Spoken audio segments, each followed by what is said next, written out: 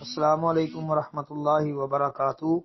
محترم بھائی نے یہ ایک پوسٹ سینڈ کی ہے جس میں لکھا ہے، پیارے نبی کریم صلی اللہ علیہ وسلم نے ارشاد فرمایا، جب تم ایسے ہو جاؤ کہ تمہارے غم بڑھ جائیں اور تم ان غموں کو ختم کرنا چاہو تو مجھ پر درود پڑھو، یہ تمہارے غموں کو ختم کرنے کے ساتھ ساتھ تمہارے گناہوں کو بھی مٹا دے گا۔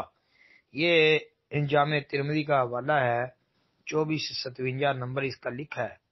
جی بھائی پوچھتے ہیں یہ حدیث کے متعلق کہ اس کی تحقیق چاہیے۔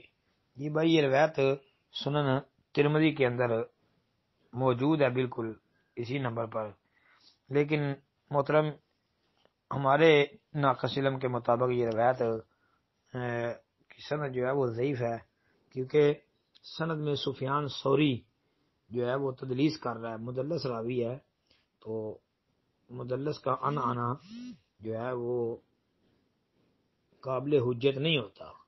جی ان سے بیان کی گئی روایت ضعیف ہوتی ہے۔ تو ہمارے علم کے مطابق تو بھائی یہ روایت ضعیف ہے، یہ تقریباً 22-23 کتابوں سے ہم نے تلاش کی ہے، تو ہر سند کے اندر سفیان ثوری صیغہ ان سے بیان کر رہا ہے۔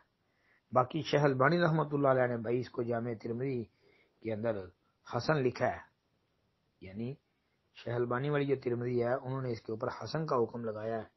واللہ عالم، ہمارے علم کے مطابق تو بھائی یہ ترمذی والی روایت ضعیف ہے۔